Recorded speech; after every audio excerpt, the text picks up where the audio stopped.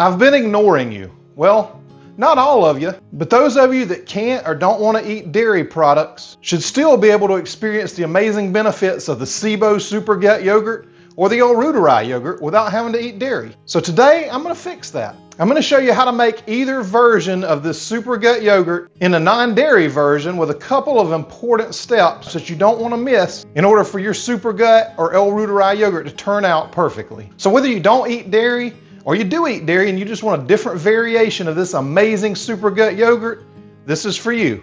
Stick around.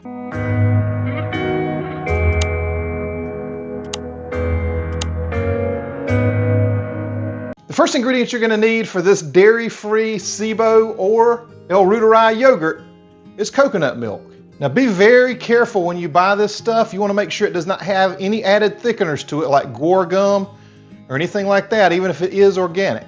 If you're trying to heal your gut, you don't want that in there because it's detrimental to the gut healing process. So if you see this, the only ingredients are coconut extract and water.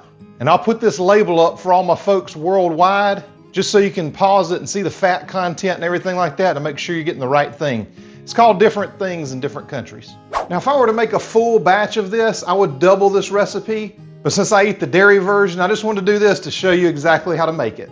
Now, this yogurt you actually won't find in any stores. You can't buy this. Number one, the temperature that it needs to be held at would be too low. And by the time it got to you, all that bacteria would be killed. So you have to make this yourself. The first additional step that we need to do versus using ultra pasteurized dairy is we're going to bring this up to a boil. You just want to shake these up real well, and I'm using a much bigger pot than what I actually need because I want it to cool faster. And y'all, this is not just for coconut milk. If you're using raw dairy or anything like that, and you're not using the ultra pasteurized dairy, you're going to need to bring it up to a boil also.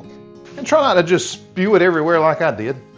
So I'm going to bring this up to a boil, and I'll show you what to do next. Once this has come to a boil like this, I'm going to turn it off, give it a nice stir, and I'm going to add in two ingredients. The first is this beef gelatin powder. Now this is unflavored. You can get this at Walmart. And I'll put links down in the description to everything that I use in this video and some alternatives if you can't find this one near you. And again, just check your ingredients on this. The only thing it should have is gelatin. So I'm going to go in here with 3 tablespoons of gelatin. You don't necessarily have to use beef gelatin. You could use the regular gelatin if you want to, but you have to have it in here or it won't thicken up correctly. And go ahead and give this a good stir. Make sure it's well incorporated. Make sure you get all the chunks of gelatin out of there. The next ingredient is inulin powder. Now, if you've made this before, you probably have some of this sitting around, but this is what the microbes will actually feed off of. So I'm going in with 4 tablespoons of this. Now, if you can't get it to mix up really well, I'll show you exactly what to do, because this gelatin and the inulin like to clump pretty easy. So if it clumps up on you a little bit, don't worry. Just take your immersion blender and immersion blend it until all the lumps and bumps are gone. So now this is what you got. We're going to let this cool down. It's got to be 100 degrees Fahrenheit or 37 degrees Celsius. That is the temperature that these microbes love. Now do notice we have not added any of the microbes into this yet. That's the only reason you can immersion blend this. Immersion blending, after you add the microbes, will kill the bacteria. To speed up the cooling a little bit and make it easier to pour into jars, I'm going to transfer everything into Old Yeller. Now if you're not familiar with Old Yeller, this is Old Yeller.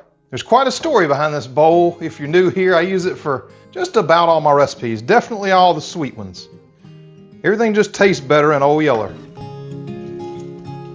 We're at 125, 126 degrees Fahrenheit. That would be great if we were making regular yogurt, but for this, it needs to be at 100 degrees or even less before it goes into whatever you're going to cook it in. We'll talk about that in just a minute. So now that this is under 100 degrees Fahrenheit, let's go on to the next step. So to make this SIBO yogurt, the first thing you're going to need is Lactobacillus gasseri. This is the one I use, and again, I'll put all the links down below to these. You're going to take 1 capsule, open it up and pour it right in. I'm just going to mix all these up at the same time once I get done with all 3. The second ingredient is Bacillus coagulans. Now Dr. Davis has updated this recently to Bacillus subtilis, but I've got this on hand right now, so that's what I'm going to use. It works just fine for me. I'm going to open this 1 capsule. I'm going to fish out the half that fell down in there. I mean, you can't make this stuff up, because now you can't even immersion blend it to get rid of that. So There you go. I'm gonna go ahead and stir those two together. I said I was gonna wait till the end, but I'm not.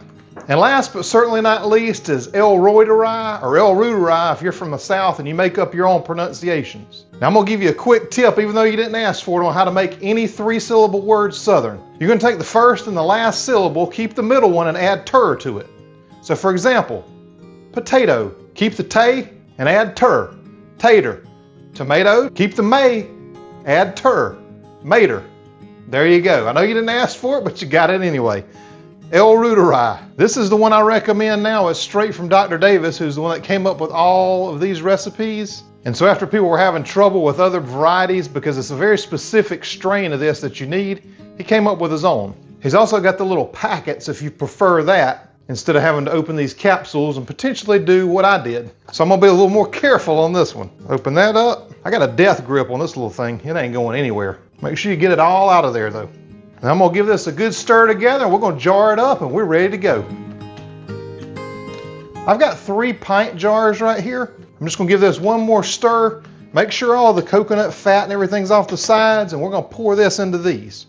Now you may wonder what the advantage is to making yogurt or cultured dairy out of this instead of just taking the capsules. Well, it's very simple. Like with the Reuteri, for example, you've got 10 billion CFUs, or colony forming units, is how they measure the amount of microbes in there. The yogurt is going to have hundreds of billions of colony forming units. So just get these nice and even. I'm going to just lightly put the lids on just until the threads kind of catch.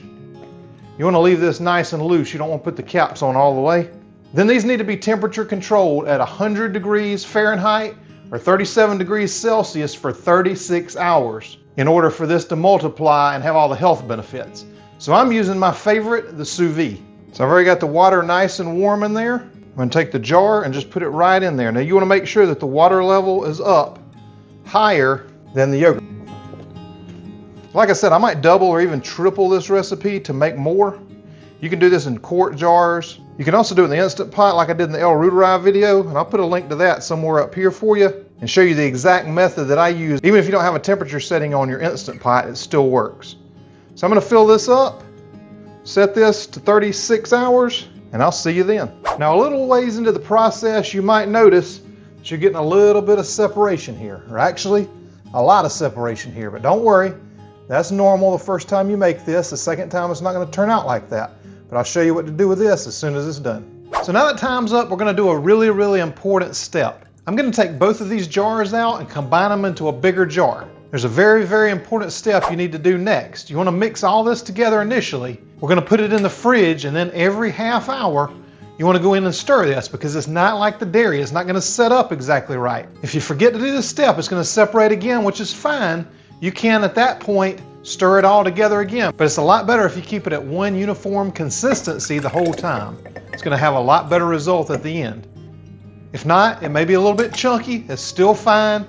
You'll be able to tell by the smell that you got some great dairy-free L Reuteri or SIBO yogurt. So this sat overnight, and I wanted to just blend it all up together at the end just to show you what that looks like if you don't mix it up every half hour. It's still totally fine, but it's not one uniform consistency.